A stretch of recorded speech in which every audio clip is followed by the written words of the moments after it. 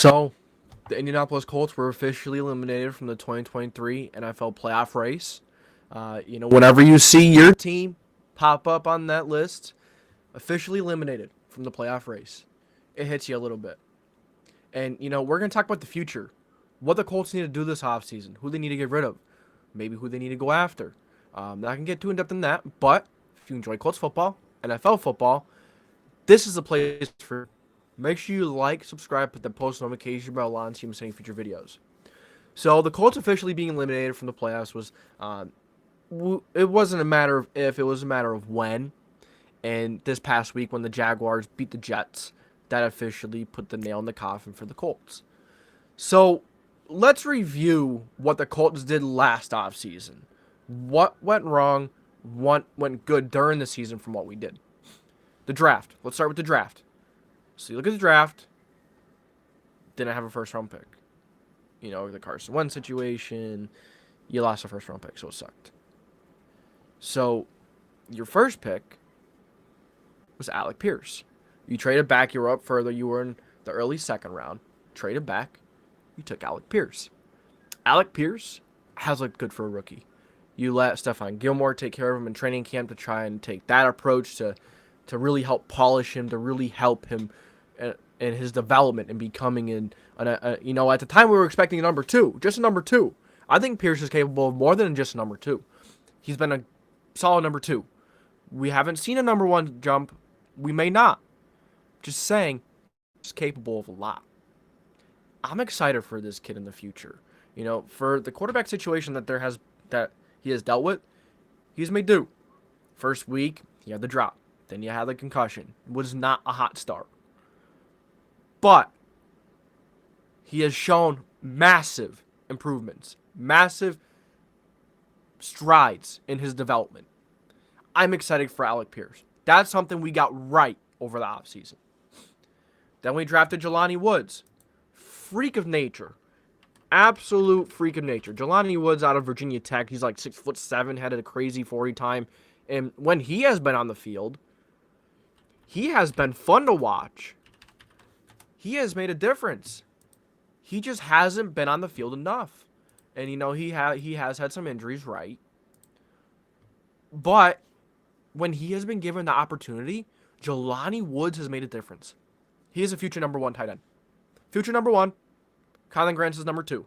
I don't expect. Molly Cox is here for 2 more years. I think we just re-signed him to a 3-year, or maybe that was the year prior. But nonetheless, Molly Cox isn't number one. He's not a number one tight end. He's too inconsistent. When given the chance, he's okay sometimes, but that's sometimes. He's not consistent enough even when he's on the field. Decent run blocker. He's just not a number one. It depends on the system we have going to next year and who we have as a coach and such. Are we going to need 3 tight ends? Don't know. Usually 2 tight ends is enough going to a season, but some teams run a lot of 2 tight end sets. So it all depends on who we take in as a coach. Then the next pick we had was, hold up here, I had them pulled up here. We had Bernhard Raimann. We had Eric Fisher last year, was horrible. This year we drafted Bernhard Raimann. We didn't expect him to start at first because we had this crazy good idea to have Matt Pryor start at left tackle. I'm saying like it's a bad thing. At the time, it looked like an okay experiment, something to try, because he played really well at right tackle for Braden Smith last year when he was hurt. Matt Pryor was actually extremely good, way above what expected. Then over on the left side, you had Eric Fisher, which you eventually just took him out, benched him, and you let Matt Pryor play that game for a little bit. Matt Pryor looked all right for the few snaps he had. But this year, horrible. Not good. No bueno. Get him out. No, we don't need him. I don't care where he goes. I don't want him coming back to Indy. He's not good anywhere. He's a horrible guard. He's a horrible tackle. Don't want him on the team. He's not. He's a practice squad type player, even if that. But just not a Matt Pryor type of guy. He has not shown anything. He's not shown much. He had that 1 year he was with the Colts. He was all right. Film got out. Played guard. Didn't play well. Played tackle. Didn't play good. Just not it for the Colts. So Bernhard Raimann, the rookie tackle, kind of a steal at 77. He was expected to go in the second at one point. The problem was he has short arms. He's a little older, but And he didn't have a ton of experience at tackle. But the little time that he played, he found ways to play pretty damn well. You know, he was a little raw coming out, and the short arms definitely don't help because, you know, the longer your arms are, the better. Sometimes not too long is great because you don't really have full control, but you want decently long arms because those defensive ends, you want to get your hands on them quick. For how fast they're getting, you want your hands on them quick, but Bernhard Raimann, yeah, it's been up and down for him. Has been more down than up, but rookie left tackle, I'm okay to give him another year. We're not going anywhere next year. Let's see what he's got in the second year. Doesn't matter if we're, we don't really have to just go out and scramble like we have been the last few years because we kind of thought we were in it, but we really were never in it. We were just band-aiding positions, and Chris Ballard is more worried about job security than really improving this football team. That's what Chris Ballard is, but we'll get into Chris Ballard in a bit. Nick Cross. I am so aggravated with the way we did not play him much this year at all. Nick Cross played a pretty good amount of snaps year 1 and 2, or week 1 and 2. After that, he's rarely played. Hasn't played much. Rodney McLeod has played really well. I'm out with Rodney McLeod, but Nick Cross has so much upside. He is an athletic freak, as a lot of these guys in this class are. So why not keep him out there? Why not play him now? It doesn't matter anymore. It doesn't matter who you have out there. We're not making the playoffs. Yeah, you still play every game to win to the best of your ability. But Nick Cross, play him. Play your young guys. See what you got. Yeah, a lot of guys are playing for next year. But at the same time, it's a business. We need to see what we have in young guys and some guys that we just have not seen. We've seen Nick Cross a little bit. I want to see him more. Put him back out on that field more, Gus Bradley. You've done better with giving a Brennan Faison a little bit. Isaiah Rodgers has played more. But now it doesn't matter. So it's whatever. Just get the snaps in. I'd love to see more from Nick Cross next year. Or, just at the end of the season. We know he's an athletic freak. He can be a very good NFL safety. A very good safety. I expect him to take the Rodney McLeod role. Maybe even more. Nick Cross. Give him time this year. I feel okay with that. Eric Johnson. Yeah. Hasn't really played much. Hasn't had much production, so not too much there to talk about. Andrew Ogletree had a wild training camp. Tore the ACL. Don't really have too much more to go on with him. Curtis Brooks was caught. Ronnie Thomas. It's a safety that's played a little bit. Yeah, they played him a little more over Nick Cross, which is kind of wild. I've seen Ronnie Thomas out there way more than Nick Cross. Is it alarming as Nick Cross just not practicing well at all? I don't know, but it's concerning, especially since you drafted him at 96, which is the 3rd round. But that's a draft class. It's not absolutely horrible. You drafted guys to bank on the athletic nature of these guys. That's what you did. And some of them, they looked good year 1. Some of them didn't have time. Some of them didn't play. Some of them didn't even make the roster. So those are the guys that the Colts drafted. Wasn't horrible. We were kind of trying to set up and expecting all these guys, these were positions that we kind of needed, especially in the early rounds. Wide receiver was a desperate need. Tight end was a need with Jack Doyle retiring. I think that wasn't just this year, that was the year before. But no, it was last year. But tackle was a need. Eric Fisher was horrible. So you did draft off needs, but you traded back so you got the best value. Sometimes you just have to pick the best player available, man. I get it. Needs are important to address in the draft, but that's what the free agency is for. And, we did address some needs in free agency. Unique Ngakoue. Solid addition. Would I bring him back on a team-friendly deal? Yes. I don't think Unique Ngakoue is the answer we want, though. He's had a lot of pressures. He's had a decent amount of sacks. I just don't think he is a guy you want to pay a ton of money to. He has consistency problems at times. He's horrible in the run game. So you need a team-friendly deal. If he's not great in pass rush and run stopping, you don't pay him great money. You pay him solid, okay money. Even though he's a good pass rusher, purely a good pass rusher. You need both. You need both so you don't pay him premium money. We'll get to premium and how Chris Ballard does not understand what positions are premium. But signed Rodney McLeod. Good addition. You know, we didn't expect Curry Willis to retire. When we drafted Nick Cross, kind of had the feeling that he was going to get ready to take over Curry Willis' spot anyways. So, Curry Willis would have been gone after this year. Wouldn't have seen him coming back. He was a good guy. He was a good safety. You know, his last year, he wasn't very good. Years prior, he was decent. He actually had a pretty damn good year in there. But other than that, yeah, wasn't perfect. Wasn't great. He was solid. Okay. Average. Nothing spectacular.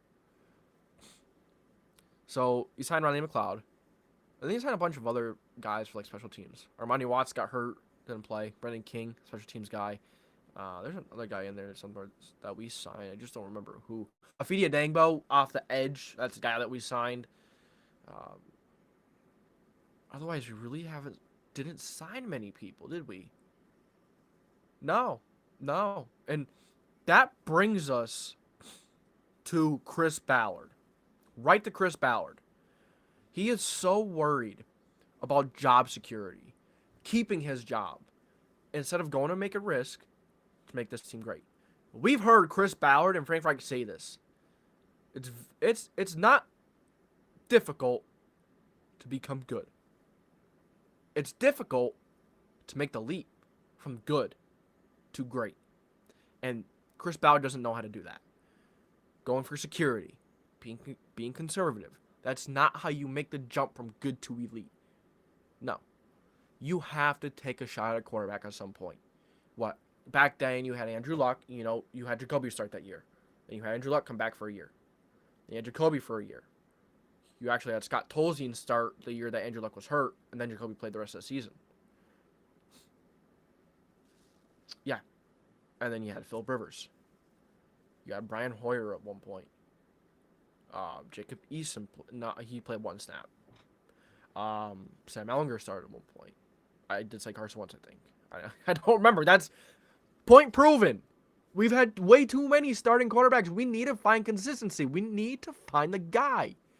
We have to find, not consistency. That's not the word I'm looking for. Stable. We need to find stability at the most important position in all of the NFL and all of football. We have not found that. And that is setting us back. Every single year we have to go out and try and cater an offense around a new quarterback, whether, that's Carson Wentz, whether it's Philip Rivers, Matt Ryan. They're all different people. They're all different quarterbacks. They play the game differently. They study the game differently. They've been through a lot. It just, every quarterback is so freaking different. No matter how similar they may seem, they're different in so many different ways, from the leadership standpoint, from just everything. Arm strength, doesn't matter where they are in their career, when it is. Every quarterback is different. It takes time to adjust. You can't just go year from year, year to year having a new quarterback. And, you could tell players are not sold. They're not happy. They're sick and tired of putting it out there, but they don't know who's going to be the guy next year. Very difficult to play football. Very difficult to be great when you have to go in and band-aid the position every year. At one point, you have to go pick your guy. You have to go and get aggressive. You have to trade up. You have to pay a lot of money to have a good football team. You have to pay premium money for premium positions. Not non-premium for non-premium positions. Highest paid offensive line. Most sacks allowed in the league. Highest pressure rate. Horrible. But it's what happens when you band-aid all these premium positions, but you pay premium money to non-premium positions. That's where we have come to. That's where this has gotten to. When you continue to band-aid important things, kick them down the road. This is what happens. And Chris Ballard has asked for it. So it's time to start looking for our guy. Now, you ask me. We're going to start talking about Frank Reich a little bit. Frank Reich, kind of feel for him in a way. It's really difficult to change your playbook every single year and tailor it to a new quarterback. As I just said, every quarterback is so different. Doesn't matter how similar they may seem, timing is different. Leadership is different. Their vocabulary is different. So Frank Reich has to learn all that. As if he didn't before they got the player, because he studies them. He is smart. He's a smart coach. Okay? And he did outsmart himself a lot. But you know how difficult it is. I'm not making excuses for him. I'm just pointing out realistic facts and the truth. Frank Reich, if he had the chance to coach his guy, and if Chris Ballard had the chance to build around his guy, would Frank Reich still be here? Think about it. You know, yeah, there are times where this team isn't ready. It seems like he lost the locker room. But Frank Reich did what he could do with what he had. I'm not saying Frank Reich is the guy. I'm not. There's plenty of things that Frank Reich didn't do good. Sometimes it was too aggressive, but at the same time, you're a new quarterback every year. It's hard to be aggressive. It's hard for a team to buy into you when you have a new leader at quarterback every single year. So were teams fed up with Frank? Were the players fed up with Frank? Or were they fed up with the organization? Were they fed up with how the team was built? Think about it. Chris Ballard is a control freak. Yeah, you know, he's stubborn too. It's kind of like the Jerry Jones of the Colts. Funny to say that because it seems like Jim Irsay has made the decisions. And that's why I think Chris Ballard's going to be gone after this year for the amount of times Jim Irsay has cut in. Chris Ballard did not seem happy with the Jeff Saturday hiring. Did not at all. It was blatant. It was obvious. He was not happy. There's no sugarcoating it. He wasn't happy. He's stubborn. He wants his guys. He doesn't want to go and sign other guys big money. Well, and you know, he's always said you don't want to go out and pay other guys big money because it could ruin your locker room. But if the players aren't performing to where they need to play, and if your culture that you rave about, the culture that you've built, that you've raved about, if you sign a guy and pay him a lot of money, those players have to understand and take a back seat that they have not been playing well, but they can be a solid backup, that they are not the starter. It's simple. Okay, it's not simple, but you could see what's happening. You know, if the culture was there, you know, this culture that he's always talking about, he should have been able to bring anyone in and pay them a lot of money, and the team wouldn't care. They just want to win, right? That's not the case. Maybe that's not the case, you know, because he's not backing up what he says. He never has and probably never will. It's time for a new GM. I'm not saying, you know, bring Frank back. But if Frank goes somewhere and that team drafts a young quarterback, Frank Reich has a chance to groom his own guy. Fresh start. New city, new football team, new colors, new helmets, new logo he's representing for. I don't see why he couldn't bring the team to the prom. Now the team wasn't ready at times, right? And there's no excuse to why the team couldn't be ready. You know, last year versus Jacksonville. Last year versus the Raiders. You know, we haven't had a good record versus winning teams as well. It's just, I feel like Frank deserves a real shot. Because if you go back to the year Andrew Luck retired and Jacoby played, that team was built. That draft was solely for Andrew Luck. You drafted Paris Campbell. Tell me you don't draft a guy like Paris Campbell when you're building around Jacoby Brissett. You don't really build around Jacoby Brissett. You guys get where I'm going. Chris Ballard did not help Frank Reich at all. At all. If Frank Reich goes somewhere, I won't be surprised if he figured it out. Yeah, he's aggressive. And, it's not always just the coach. The players have to buy in, too. And when you have a new leader every year, why would, in the terms of quarterback, it gets exhausting to try and buy into that. Oh, this is new. This is going to work. You said that every year for the past, 6 years? No, maybe 3, 4 since Andrew Luck has retired. And that's no excuse either. That's 3 or 4 years ago. You've had plenty of chances where you could have traded up.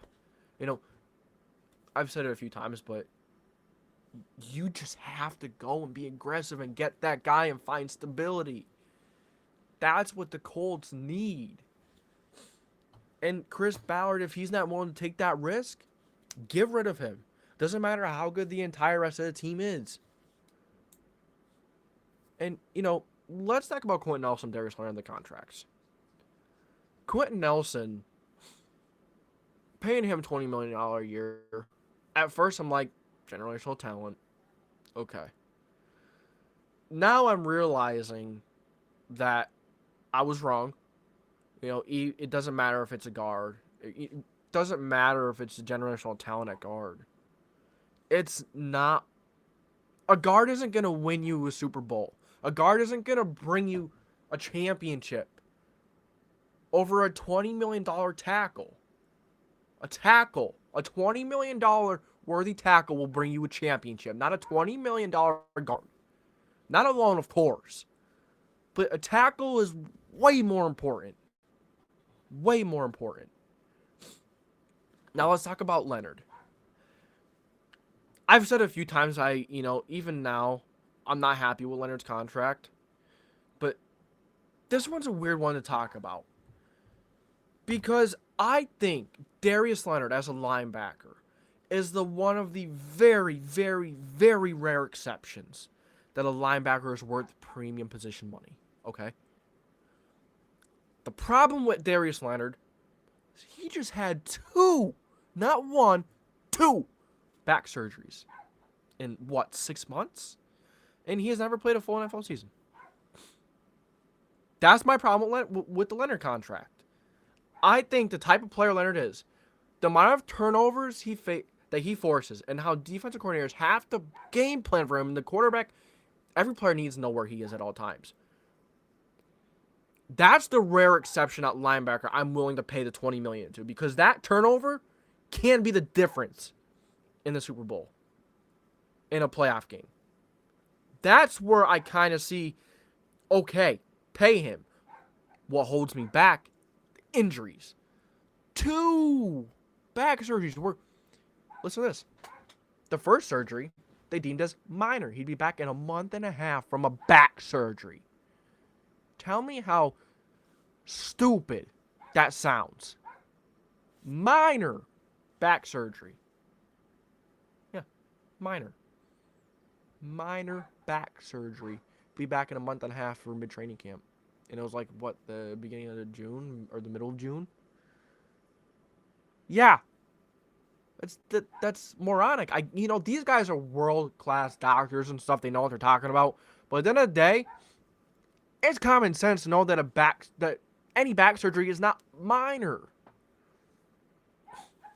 They shouldn't even play Leonard this year at all. Should never played him. Never played Darius Leonard. Shaq Leonard, whatever you want to call him. I'm gonna call him Darius or Shaq, whatever my mind goes to first. I'm sorry about my dog.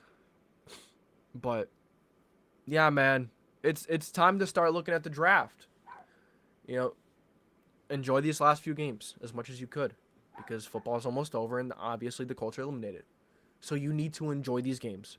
Enjoy watching your football team play. Because not going to see them play until January. Not going to happen. Not late January, anyways. So, I will have some videos coming out, looking at some draft prospects, giving you my thoughts. I'll give you a little spoiler alert. My favorite quarterback in this class, off of pure upside alone, pure upside, Anthony Richardson. It sounds crazy. I will have videos talking about in the future. But, you know, Bryce Young, he's a little small. I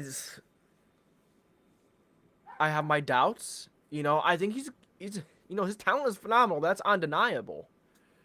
Just is a quarterback that size. Let's look up his size right now. Bryce Young. Let's see. Bryce Young. He's 6 foot. Okay. 194 pounds. Let's see what Kyler Murray weighs. Kyler Murray. Okay. Kyler Murray, 5'10". Right? 207 pounds. Bryce Young is smaller than Kyler Murray weight-wise. He's 6 foot. That's like a whole 2-3 inches taller. Yeah, it's all a whole 1 inch, the whole 11, the 12th inch is the 6 foot. 2 inches taller, and he weighs less.